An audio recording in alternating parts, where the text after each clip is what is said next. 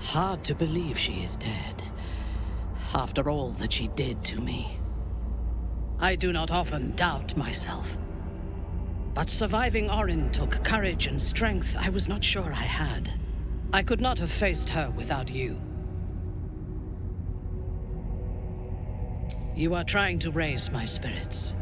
I appreciate it, but any joy the sight of Orin's corpse brings me is but a speck of comforting shade. There is little relief to be found from the heat of the storm we are caught in.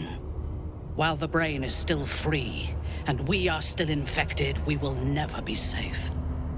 But we can talk of this later. For now, let us be glad that we still draw breath, and that Orin does not. You wish to consult me?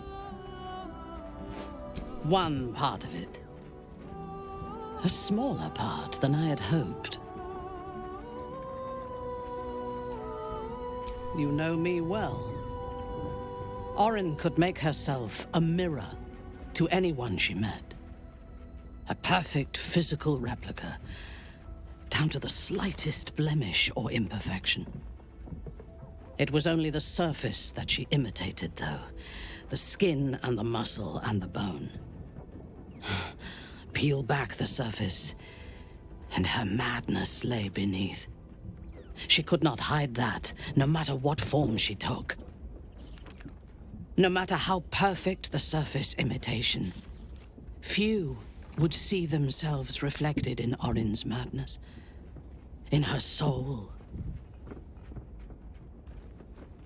I did see myself there.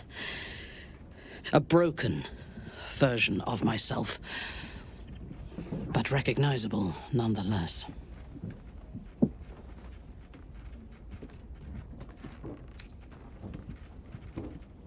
What was I when you first knew me?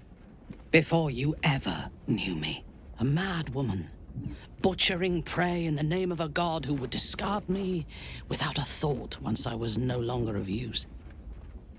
Baal, Lolth, the Absolute.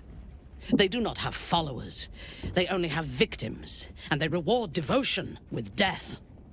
It is only because of you that I did not meet the same fate as Orin. Lost to madness and blood. If you had killed me when we first met, I would have been just one more casualty of your crusade against the Absolute. And nobody would remember me.